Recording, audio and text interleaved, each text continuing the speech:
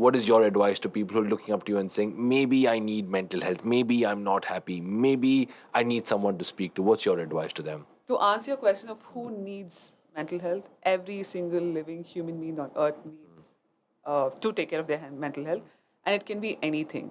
It's not necessary that you only have to go to therapy to feel mentally fit, or you have to wait for some illness to come to you to go to therapy. No, not at all. We go through so many things every single day. We Correct. try to be strong. We try to act like everything is okay. I'm happy. Everything's sorted. I have money. I have this. I can travel. I can do everything. But there is something that you always need, right? Correct. So you need to find that spot for yourself and never give reasons. You need to work, you need to make an effort to understand Sure. what makes you happy and stick on to Absolutely. it. Never give reasons, because we always find reasons saying that I have work or I can't do this commitment. Don't find excuses. No, I Yeah, mean, you create a deserve reason to that. do it. You have Yeah. you can, if you want to do it, you will definitely do it. So I Definitely. think start focusing on who you are, what you need, what makes you happy, and stop living your life for others. Lose relationship, lose friendship, lose whatever it takes, but make sure you smile, make sure you're happy. And it's okay to be not okay, but make sure at the end you need to have a content life. All right, let the mind do the talking. This is Chennai Live 104.8, and my name is Rajiv. And now, in school, in people, in society has taught us there are opposites in life. You have love on one side, you have hate on the other. You have success on one side, you have failure on the other. You have happiness on one side, you have sadness on the other. You have celebration on one side, you have depression on the other. But it's not being told to you so honestly that both of these might be opposites in terms of emotions, but they're on the same side when it comes to life, love, hope, and a lot more. Today, my friends, like I started off, let the mind do the talking.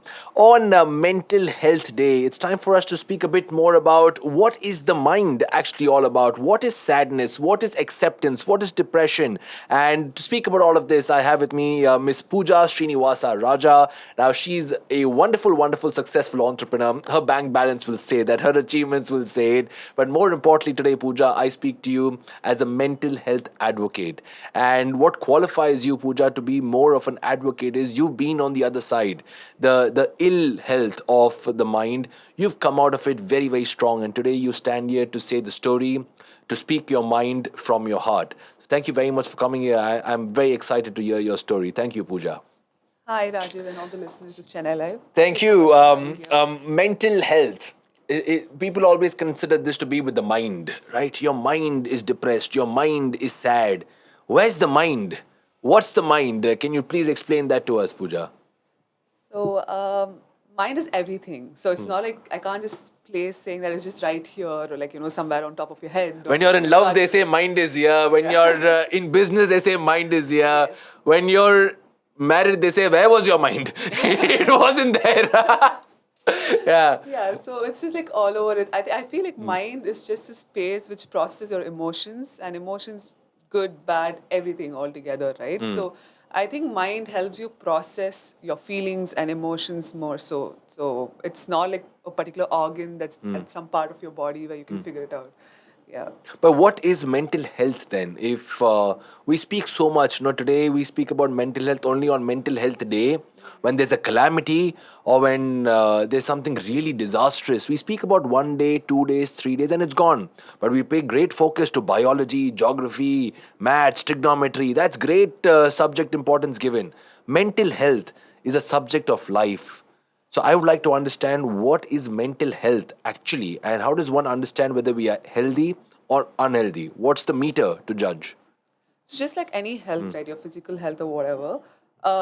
There's no like specific meter for you to just say when this is on check, you're healthy. Like it's a process. You need to work on yourself every single day to keep your health in check. Meaning your physical health, it can be your mental health, it can be your emotional health, it can be your spiritual health. So even if one doesn't work well, everything has an impact on each other. So more so often we forget to keep that in mind. So when you take a blood test and we find like if your sugar levels or something is not okay, it's not just because of food habits or exercise. It might have a lot to do with mental health also, or your emotional health also. Like a basic sleep is very important, right? So to focus on your health altogether is very important. And when you say mental health, speaking about mental health on one day, even that has started like very recently. This whole trend of mental health day itself has just stepped in our country, right? But like you said, it's a conversation that has to happen every single day. Like it should be so normalized that if I'm going through stress at work or if I'm not able to sleep properly for whatever reasons, I should be able to at least talk about it to someone. Today, these are things that are like, brushed under the rug, or it's made to sound like you always need to be fit. Like the whole pressure of being healthy, it doesn't like, I can't just say I'm really healthy because my BMRs are right or I just work out every single day so everything is fine. It doesn't work like that. But unfortunately, most people tend to forget it. And yeah, it's a conversation that has to happen, and taking care of your mental health has to happen like every single second of your life. You've been on the wrong side of the mind, and today you're on the right side of the mind, which is controlling your mind, right? And when the mind controls you, I think that's where the problem comes in. Today, a lot of people will say, Pooja, how do you have the right to be depression? I mean, how did you even have the right to go there? Because name இருக்கு, fame இருக்கு, காசு இருக்கு, family இருக்கு, வாழ்க்கையோட எல்லா கம்ஃபர்ட்ஸுமே இருக்குதானே. What right do you have to be depressed? அந்த வார்த்தையை எப்படி யூஸ் பண்ணுறீங்க, எப்படி ஃபீல் பண்ணுங்க? So who is eligible for depression? And tell me your story. What took you there? Because you had everything on a silver platter, maybe golden platter. How did you go there? Why did you go there? Who's to blame? You, your dreams, your desires, your family, or is it society? So there are a lot of factors in this, right? So I can't literally like blame someone for this. Maybe I would blame the factor that none of us had enough awareness. Like none of us, not just me, none of anyone around me had any awareness about. I mean, no one has any awareness about what life is today, right? So we run behind materialistic stuff. We associate success to money or fame or whatever is what we. But unfortunately, like people coming from a privileged background, right? We can't even talk about what we go through. We always need to put on a happy face. We always need to look successful. We always need to look content and very happy with everything in life. But even the smallest thing that everyone has missed out in life might affect them at any point. And there's never a right side or wrong side of this whole mental health concept. And you can never control the mind, like you say. It's never possible. Probably the degrees of things affecting you or distancing yourself from what's happening around you could be something that you can work on yourself eventually. But I don't think anyone can actually control your mind. Even when they say that saints can do all of that, I really don't believe in that. Okay, we'll forget the saints for the moment, right? We'll talk about the common man, the normal man. We have dreams, Siriya, Pooja. Every day we have a dream. We're rejected, we're dejected. Our dreams are not fulfilled, plans are not executed. Otherwise starts affecting our mind. And today in the social media kalatle vande, we refuse to say that we have failed. We refuse to say it wasn't a good day. We refuse to say we are not as successful as we want to be. We want to show on our Instagram page that everything is happy, glorious, rosy, wonderful. We have the best partner, best life, best job, best car. We dress the best, we look the best, we smile the best. It's an artificial world. Would you think, or would you agree with me that if we aren't being honest to ourselves, are not projecting reality inside, you are fighting devils, and that's the reason for us not being happy? First of all, if you can't project the reality, you're fighting with yourself all the time. Absolutely. Like, all of us have one life, right, today. And imagine living a life so fake, so artificial, where to a point you don't even know who you are. You don't even know for whom you're living a life for. Like, is it for the so-called followers or the likes that you get on social media, or for yourself? Like, you won't believe, I know a couple who are very close friends of mine. They are this social media couple influencers, and today the marriage is working because they have to like be together for the content and everything. But back, like, behind the scenes, I take a vow today, I will say the truth and nothing but the truth, and so will you. So what's the name of that couple influencer? Not happening. So even this problem, right? So the society has set rules for us, for every single person today. So if you're born here, especially in this country, these are the things like you need to check for the society to accept you, or for you to feel accepted. But to be honest, once you break all those barriers, it's really hard. But once you decide to live a honest life for yourself, it's super liberating. Like, you would not give a damn about anything judging you, and it's much, much more liberating. All these social media or the people around you, like, when they are, like you said, you're coming from this family, how can you do this? How can you do that? Like, how could you talk about your experiences outside? How could you use a social media platform to, you can just put nice pictures of yourself and you can still likes. Like, I don't do this for likes and follows. I don't care. Like, I'm not making 1 rupee out of this. So, but the more and more I spoke about my story, the more and more I got vulnerable. There were a lot of people who needed that. Like, just hearing that someone is going through the similar experience makes another person feel so good or accepted for that matter. Like, because the conversations never happen, or mental health or depression or anxiety, the topics like these are like so kept in the dark that all of us have a feeling that this is just happening to me. Everyone around me looks happy. Like, everything around me is happy. You know, Pooja, today, this word depression, தானே ரொம்ப misuse பண்றாங்க. I got rejected. That girl didn't accept my proposal. I didn't get the college seat. My business didn't take off. அவ்வளோ profit வரல. எனக்கு இந்த மாசம் loss இருக்கு. நான் depressionல இருக்கேன். Depression is an illness. Nobody says I have cancer when you have something wrong with you. Correct? Depression or artham வந்து we want to understand. What's the meaning? Anna, before we go all of that, Pooja, what is your story of you and your mind? It starts off at a very early age. It wasn't your fault. It was the society's fault that made you or put you into depression. But you can't blame the society, blame yourself. Tell me about your story.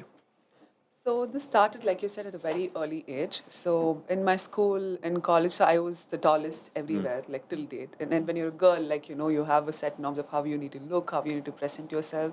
And I was also like overweight when I was in school. So the pressure of not feeling belonged or not feeling just one among themselves. Like, I've had teachers who've commented saying that you look like a lighthouse, or like, you look like a banyan tree and stuff, like my own teachers. And there was a point where, I mean, it really got to me. I was like, what is wrong? Like, what is wrong? I'm healthy. Like you said, the healthy. I can walk, I can jog, I can do everything. I was actually way fitter when I was fat, but I was able to do more workouts and everything. But yeah, all these conversations kept getting to me. But humor was something that helped me out. So what I do is I just make fun of myself, or always like I stay happy and portray that I'm really happy. I mean, no one's comment's going to affect me. I'm like really. So it actually gave the space for people to treat me even worse. And I was like, fine, at least I have friends, or at least have people to talk to. I didn't want to feel isolated, because everywhere that was the reaction I was getting, right? So the more and more I try to, like, convince myself, saying that it's okay, it's fine, like, oh, this is how my life is going to be, there's no way out of it. That's when slowly this whole the inside voice of me started playing. And like, there was a phase where I was absolutely fine outside. Like, I used to go to college, I have friends, normally hang out, do everything. But the moment I step home, I just shut all the windows, make sure my room is dark, and then I turn on the AC where it's like so cold, and I started watching horror movies, which made me feel good. I don't know what kind of satisfaction I got out of it, but back then I didn't know that was not okay. To even understand that, it was way like years later when You're I not a started. horror movie freak now. It was just that time. It was horribly, like, it wasn't normal, the stuffs I was watching, the documentaries I was watching. And that gave me some kind of peace and happiness. I really can't like describe what it made me feel, but it was like an addiction. I finish off this outside world thing and come back home. I needed that. Like, I can't push through a day without that. And no one had any idea about it. So What were you watching to calm your mind down? Like, what was it? So I Documentaries wasn't on. like doing it to calm my mind down. Like, I wasn't specifically knowing that, knowingly, I didn't know it was helping me or making me feel good. But it was more like It an became more like a addiction. routine. Yeah, like I had to go home, I had to watch at least one movie or one documentary or something related to, like, these horror stories and things like that. So, um, and no one outside had an idea. I come from a joint family, so cousins and my parents and uncle, aunts, all of us lived together. No one had any clue. It was just me going inside the room and doing stuff like that. So slowly things like this started aggravating, where beyond a point I stopped looking at myself in the mirror. Like, it was just an ugly personality. So I just didn't want to like see myself in the mirror. I know it's not going to work out, and this is how I'm going to be and stuff like that. So slowly it went to a point where I hit bulimia. I had this eating disorder where like I tend to eat out of stress, and then like I puke, like, force puke it. And that's that again, that pain gave me satisfaction that, okay, I'm going through something, but it's okay. Like, I know that I'm going through something and I can be sad now, like, without even just blaming it on other people. So I've gone through stages like that. But no one had an idea. I didn't want to reach out for help because I didn't even know I needed help because I thought that was normal and teens and everything happens. So it's like, it happens. So I think majorly after my marriage and majorly after I had my daughter, because after my college I got married. So again, everything around that was happening. I couldn't focus much on myself. So all those festives and functions and all of that. So I was just distracted.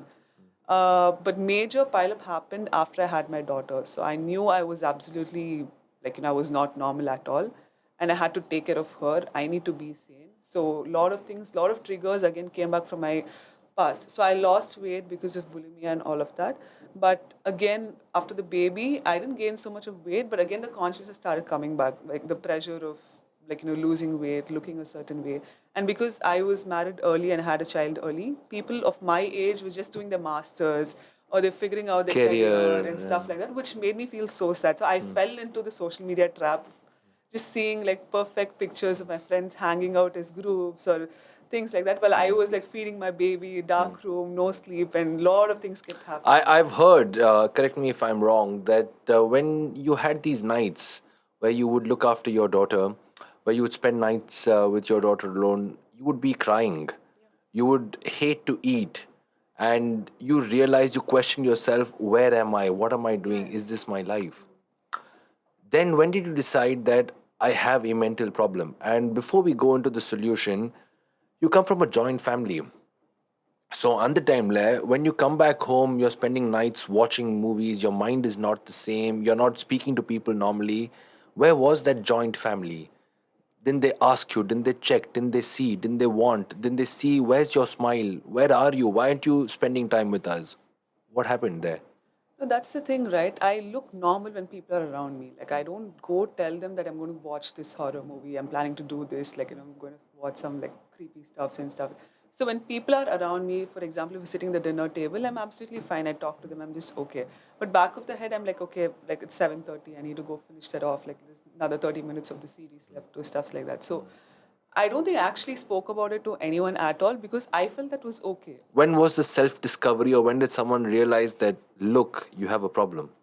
That was after I had my child. So the things that I went through in my teens Yeah. piled up all together. And when I hit this postpartum depression, when I know that I had to be for this soul, like I have no escape now, like I had to face myself, at least for her, that's when the challenge started. And when I started, like, the nights that we were talking about when I had my daughter, I was going through hell. Like I couldn't even, like, I can't even imagine how I pushed through those days.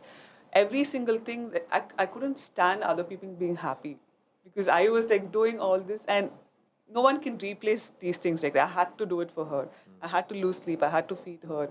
And again, this mom guilt steps in where if I ask for help, it's like, oh, it's my child. Like I gave birth to her. I need to be there for her and things like that. So, and also like when you have a child, if it's a newborn, there'll be millions of people around you checking on the child, but hardly one or two soul Check on the to mother. find out like, did you sleep? Did you eat? Do you want to sleep? Like, shall I take care of the daughter or your child? No, anyone for that matter.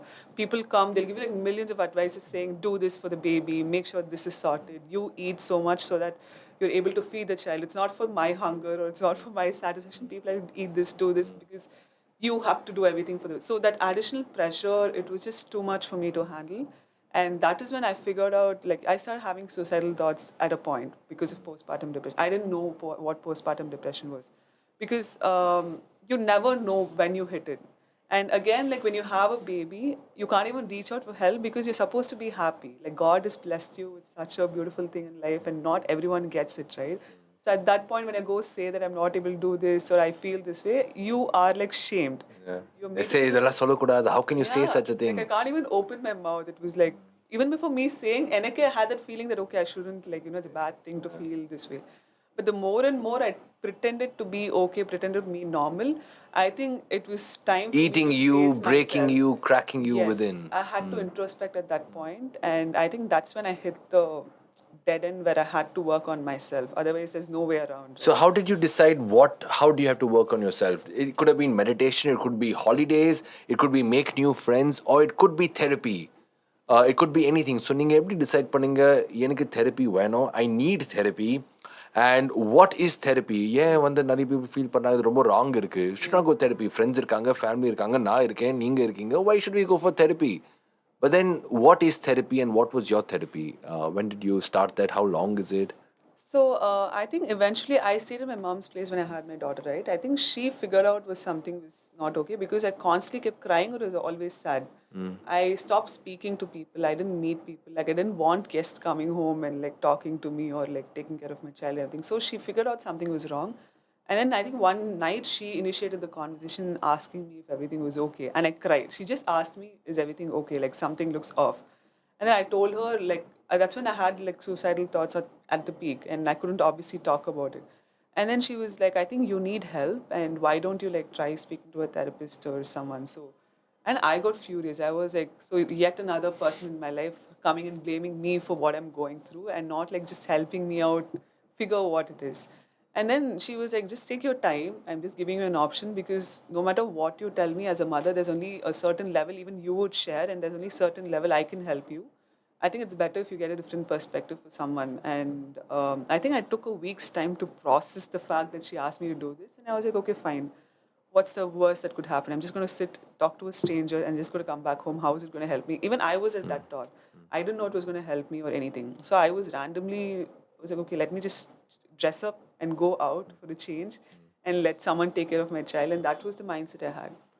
It And was like a break. Thank God, somebody yeah, will do what I've been yeah, doing. Yeah. correct. And I didn't have to feel guilty about it, right? To even like imagine me going for shopping or doing something and going for the therapy. It's more like okay, that's okay. Validated Yeah, holiday. Yeah. correct.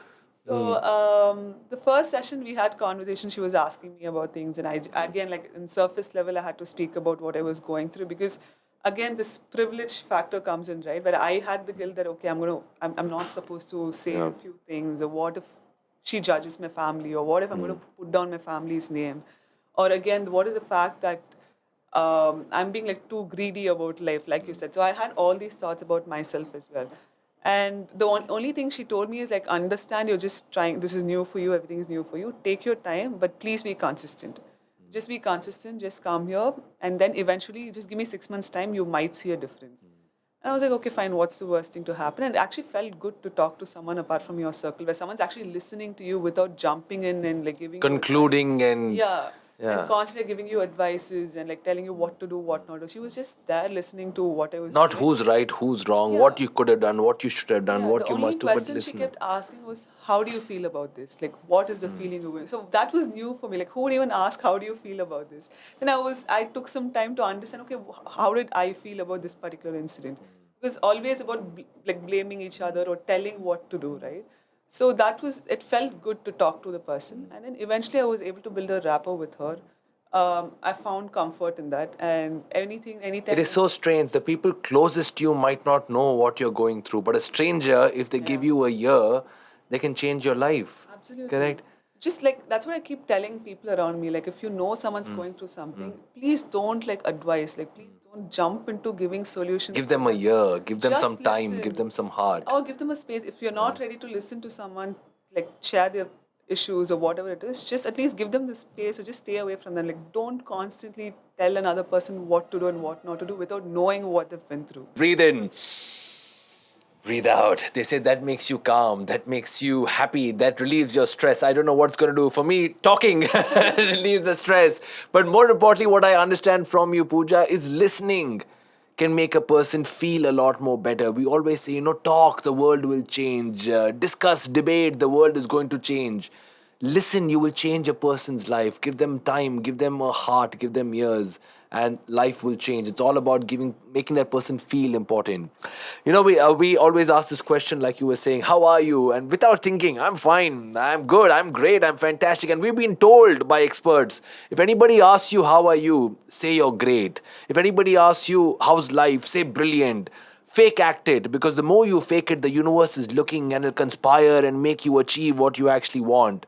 It's not what you say, it's what you believe. It's what you emote, it's the emotions you attach with your words.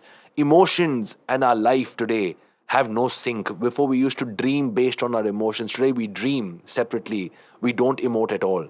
Talk to me about emotional intelligence. How important is that transparency to ensure that you're a happy person?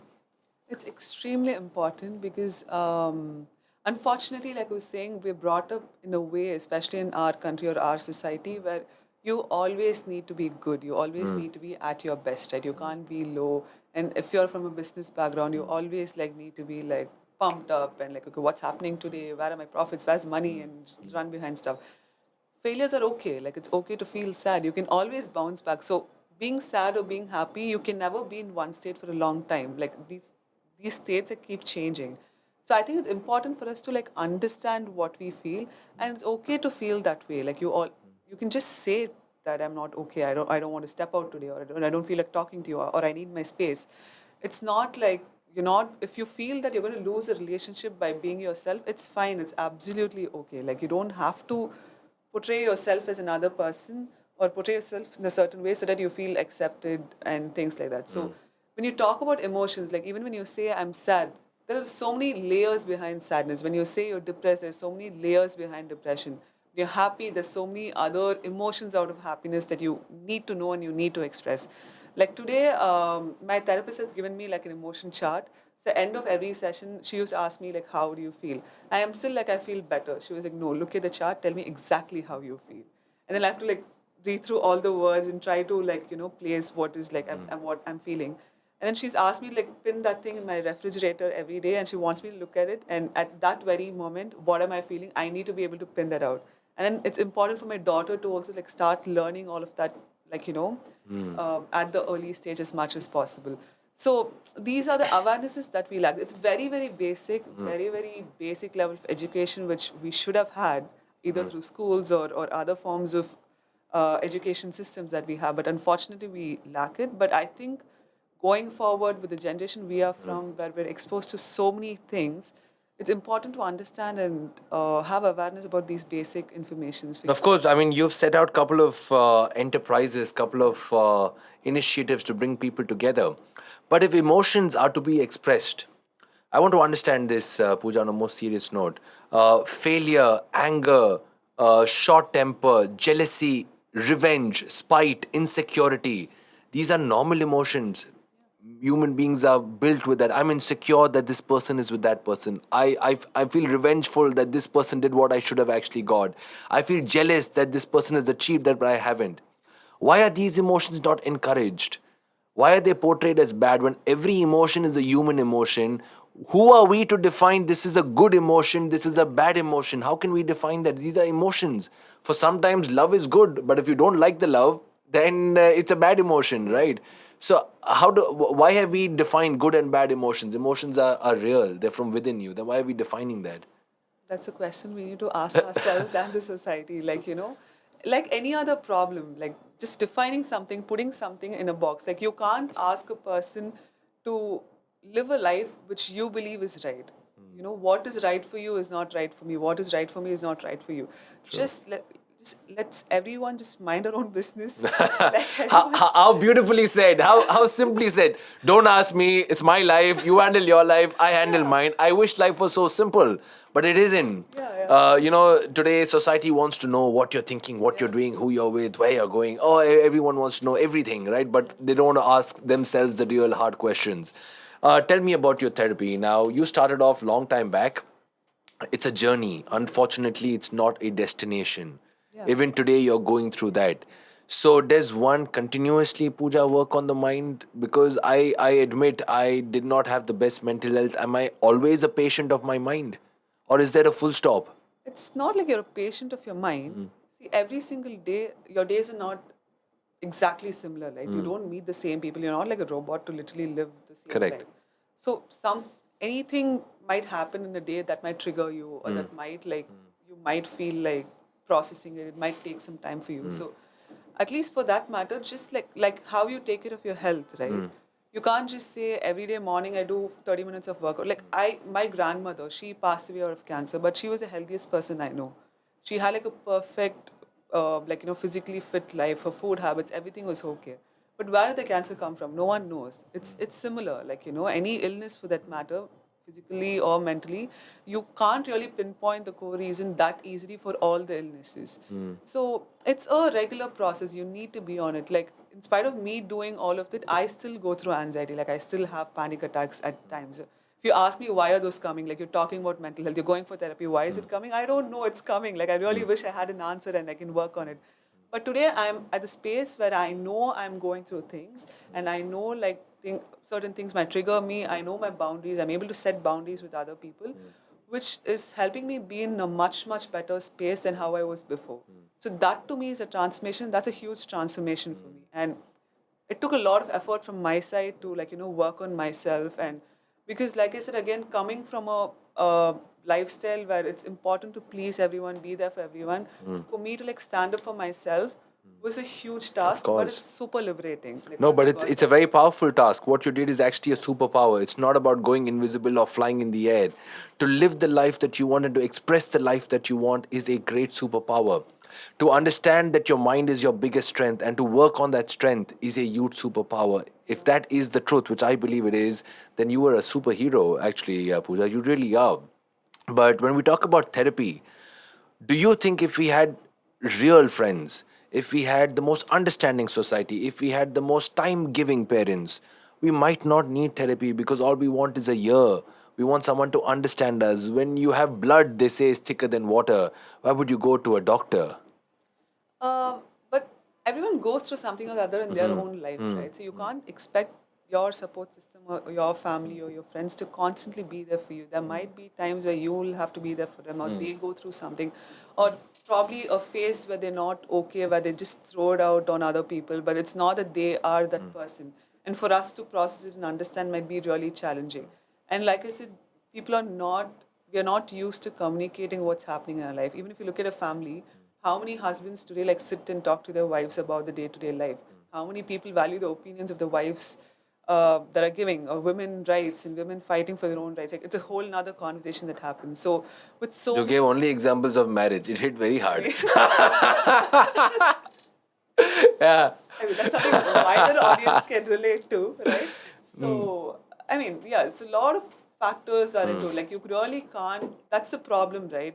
We know there's an issue, but to find a solution, you have to dig upon so many other issues, which just keeps coming up on and So on. Pooja, இந்த treatment வந்து one part of it is speaking சரியா நான் பேசுகிறேன் நீங்கள் கேட்குறீங்க நம்ம discuss பண்ணுறோம் I feel better you make me feel better நீங்கள் கைட் பண்ணுறீங்க டிஸ்கஸ் பண்ணுறீங்க இன்னொரு சைடு இருக்கு of probably it is medication, it is pills which people are a bit scared of, right? And that's why we don't speak about it. You think it's my weakness. So is there, what are the myths that come to mental health therapy? அது என்ன யோசிக்கிறோம் but ஆக்சுவலாக அப்படி இல்லை. So, I mean, even if people refer, I mean, if the therapist refers, I mean, not a therapist, a psychiatrist can refer medication for you. So, again, there's a difference here. So, a psychotherapist is someone who can actually sit down, listen to you, help you process your emotion. But if that person knows that you're going through illness which needs like medical intervention, you need to meet a psychiatrist and they will be the ones referring the medication. So when you take that, it's absolutely okay. It's just going to make you feel like there are a few cases where you actually need medical intervention. Like just talking to a therapist will not help you. For example, when I was going through a phase where I had insomnia, I had to take medicines to sleep. Though I was on therapy, I needed help. And when I go through anxiety, when I have anxiety attacks, in spite of me taking therapy, I need medication to calm myself at that moment. No matter how much yoga I do, how much breathing I do, how much workouts I do, at that moment when your body needs it, you need to Is that the secret of your beauty? Yoga, sleep. no, food, eat. A to B, best food, healthy Yes. food, clean food. Yes. Okay, now before we move on and understand the three wonderful initiatives that we know have started you, there might be a few more. I want to ask you a few questions which you will answer from the mind, Pooja. Number one, what makes you happy today? Give me an honest answer, not what society would like to hear from you. What gives you today? When you spoke about some time back, you spoke about divorce is okay. You were talking about celebrity marriages, which is very very common. All right. You spoke and people lashed at you. They caught you and they said, "How can you say such a thing? You have no right to say it. You cannot say it." Now you think and you speak. Surely you think and you speak. Like, when I speak in public, hold on, let me think if I'm projecting my ideas correctly or not. That also is eating into your mind. So today I ask you, Pooja, if you cannot say what you want to say, if you say what you want and people snarl at you and say, how could you say such a thing? You need to justify your act, justify your words. What makes you happy today? What gives you freedom? For me, I think I've gotten to a phase in life where I'm giving importance to myself. Like I'm able to say no for things that I'm not okay with, or I'm able to distance myself from things that I feel is not okay, and when I know the opposite person is not going to understand what I'm trying to say. I think prioritizing myself is the freedom that I've chosen for myself. It's not anyone's to give it to me. I think it's a choice that I have to make, that I just don't care about this entire world or society or people judging me, because you know what, I was on both the sides. I was always pleasing people, making sure everyone were happy. I was giving them the best they need. I was still judged, and today I'm doing things for myself. You're I'm still still being judged. judged. But at least I'm doing the things that I'm happy about, right? So I think that's the stand that everyone should. When you decided now வந்து எனக்காக தான் வாழ போறேன், I'm going to live for myself, I'm the number one for my life, which is a absolutely fine thing. Did your family tell you don't do this, society பார்க்கறாங்க? Of course. Yeah, then what did you do?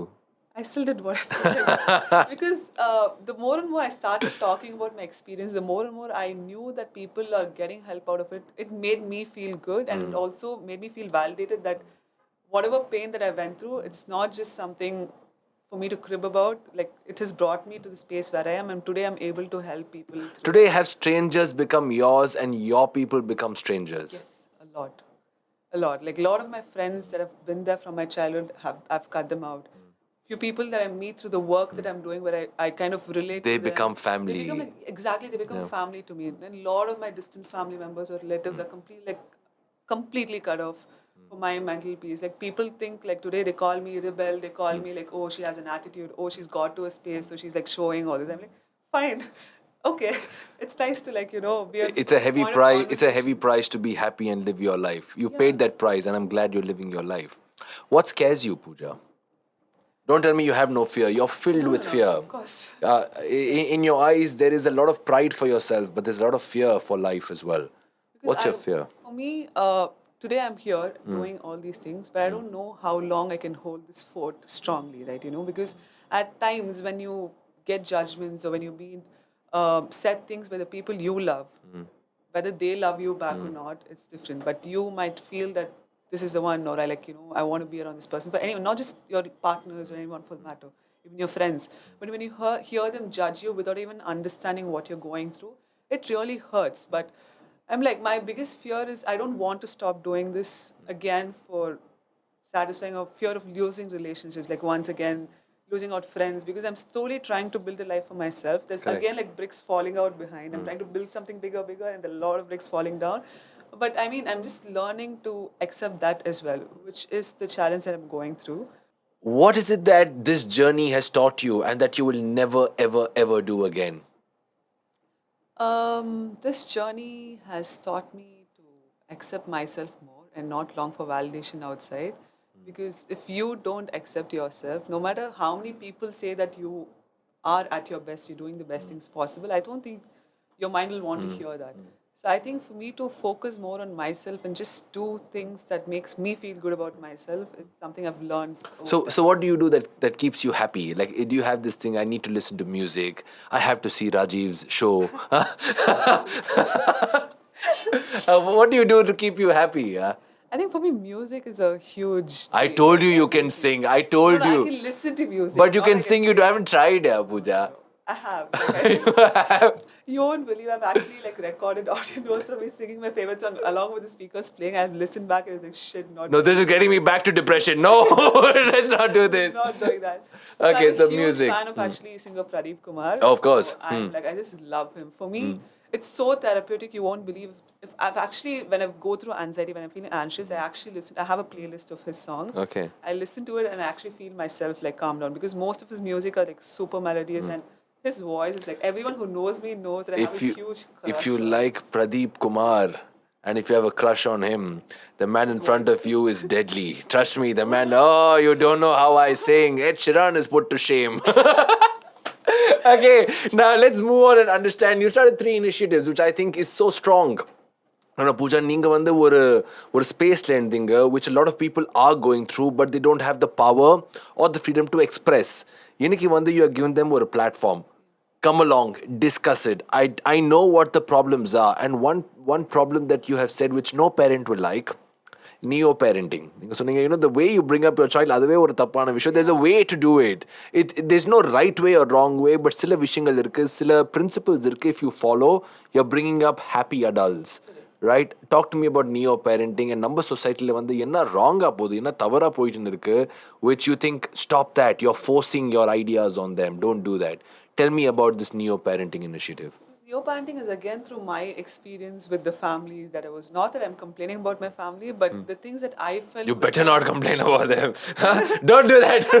Honestly not, but growing up when you think about what was wrong in your childhood, like when people say that you had so many things, why aren't you happy, it made me reflect a lot on what was the things that made me actually unhappy and where did this whole low self-esteem started. To be honest, it started with my own family, like when constantly people like again when we talk about the society, right, to let you live the way you want.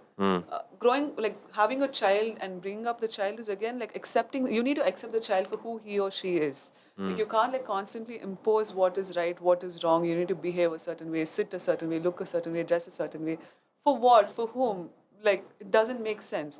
So I feel a lot of change needs to be happening for the parents themselves to understand life in a different perspective, which is because your child, no matter what you say, whichever school you put them in, whatever fancy education you give them, the person that they become is the reflection of what is happening at home. Absolutely. So that is the area that I'm trying to like tap on. So you need to parent yourself. You need to reparent. You need to unlearn, relearn a lot of things which unfortunately we're brought up in a certain way. And today I feel our generation especially, we're open to understanding different forms of getting different opinions to understand what is better for ourselves, better for our. Like, So what are the kids, better parents for them. doing wrong today? Force feeding them, telling them their limits, telling them what's right, what's wrong, telling them what they should be doing in life, when they should get married, who they should get married to. ஏன்னா தவறா போயிட்டு இருக்கு that you say stop now. Let's change. The parenting has been with a lot of love, but not in the right direction. No, what everything you said is wrong, right? Today, like, who are we to have like tell another life, irrespective of age? Like, you give birth to a child. I understand. Yes, that's a huge deal you're doing. You're responsible for the child's growth, but you can't really impose all your ideologies and thoughts on a child and pressurize the child, saying this is how you need to live your life. You're there to protect them for like 18 years, 20 years, and then they go out to the world and face the world, and there it's super scary. Like whatever you taught them at home and whatever is happening outside makes no sense. And let alone the education system, like 18 years, 20 years of your life, you're put in a space where you constantly keep learning so many things every single day. When you face the reality, what is it teaching you? Like we study trigonometry, algebra, what is it doing today? Like you and I here sitting and talking about mental We're not health. talking tan theta, cos theta equal to and some how other many people theta. do that, right? So I feel basic, like so many things that are essential for the basic life to be led is not happening. And no matter how many classes we conduct, how many things are happening, the parent needs to change. The parent needs to accept that the life that they have given birth to deserves a beautiful life outside more than this starting becoming engineering, becoming a doctor and CA or whatnot, starting up a business, whatever it is. Like let the soul live the life that the world is going to offer. The But they universe say is going to இது offer. வந்து love தானே. I love my child, I care for my child. So I'm telling them என்ன right இருக்கு, என்ன wrong இருக்கு, என்ன பண்ணணும், என்ன பண்ணக்கூடாது. I think giving advice is fine. Forcing your advice is where the problem is. When you're a parent, we feel we have to always have an opinion. We always have to correct the child. Like the child will never know what is right, what is wrong. We take up that responsibility because we're a parent. Actually, it's not like that. There are so many cases. Like if you actually observe your own child, they will teach you brilliant life lessons. I'm telling you. Like just let them be. Just you will learn so many things. Like for example, my daughter. You give her a small pencil or give her a crayon, she'll sit in color. Like I don't have to like think about getting her fancy stuffs. And at times when I'm low, I feel like she is finding happiness in whatever is around her. What is wrong with me? Like what am I lacking? Like you say, though I'm blessed with so many things, what am I still cribbing about? At least at the very moment, I am blessed with her. I can just live a life with her and I can see her grow. Of course, I have to like I need to let her know what is right or wrong, but I need to let her choose her path and be there as a guardian behind to just guide her through and make sure that she's not in an extreme path. But I need not constantly tell her, you need to do this, you have to do this. You're a caretaker, not a life owner. Exactly. Correct? Yeah. I think that understanding, we are like in a space where we're okay to go this side or that side. So I think this platform is going to help parents who are open to understand. Fantastic. That is called neo parenting. I think it's a wonderful platform to start. And there's, like we said, there's no right way or wrong way. I think when parents sit together, discuss it, understand different opinions, what's working for the child, what might not be working. This is education. This is the real school of a life. I really believe so. A school for parents. But now moving on, I believe love is divided into two parts or lives on two pillars. Life is lived on love, life is lived on hope. You bring them together. You create this wonderful company called Love Hope Company. Yeah? Lohoko. Okay, it's a nice name. But tell me, why is it essential for people to come together and speak? Like you said, speak to people, discuss with people, give them time. Tell me about Love Hope Company and how can people be a part of this? And can someone who thinks they are happy still come and be a part of it? So, Love of Company is a startup that I've started very recently. We're going to open up as a physical space in Chennai. So, it's going to be a mental wellness space. So, just like any other wellness spaces that you go for, like retreats and stuff like that, this is for your mind, this is for yourself. Here, we're going to offer therapy for people as well as conduct a lot of other activities. For example, we're trying to build a community for people who are going through things and then give them few basic activities for them to like work on themselves because not everyone's comfortable with talk therapy. People are open to exploring other forms of healing activities or um, therapeutic activities for that matter, right? So this is going to be a space completely for yourself where you can just be yourself. You will get to meet strangers, like-minded people.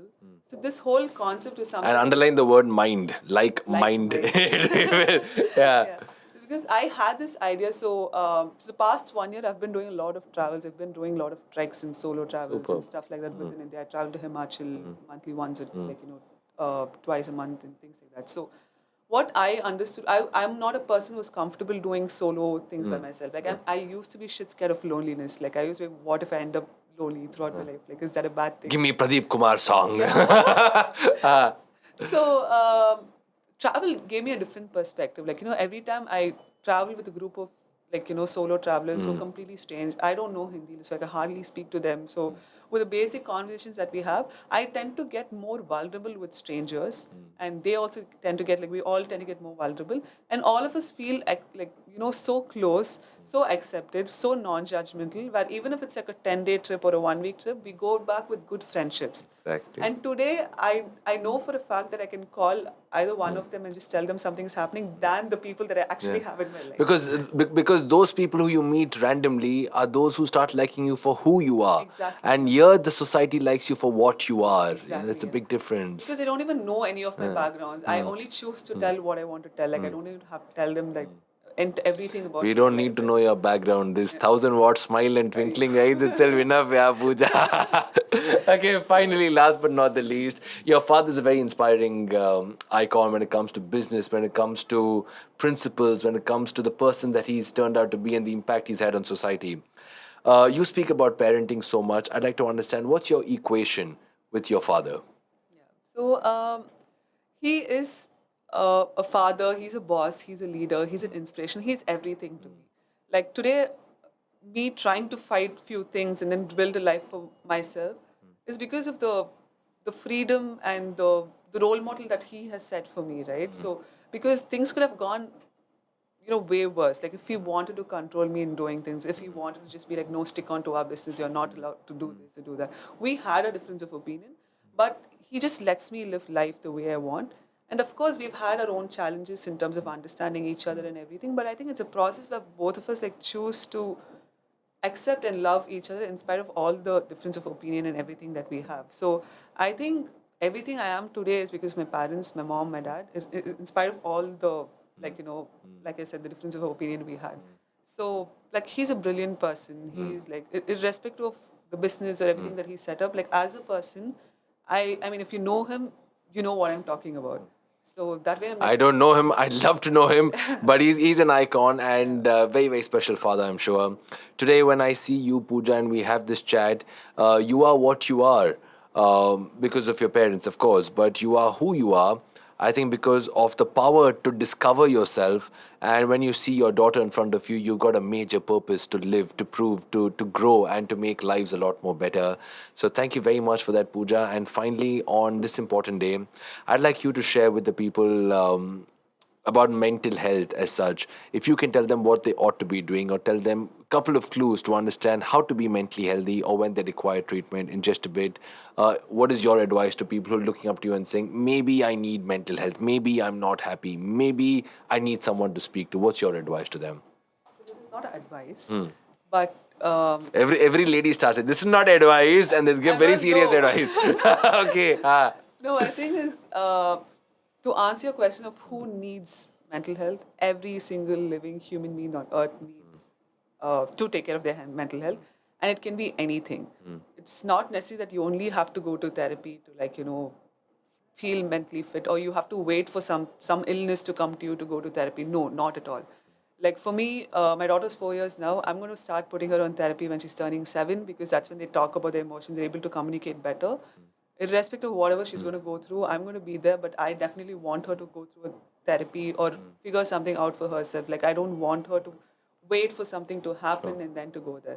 So that's something I feel everyone should do, not just a child, not just anyone, because we go through so many things every single day. We Correct. try to be strong. We try to act like everything is okay. I'm happy. Everything's sorted. I have money. I have this. I can travel. I can do everything. But there is something that you always need, right? Correct. So you need to find that spot for yourself and never give reasons.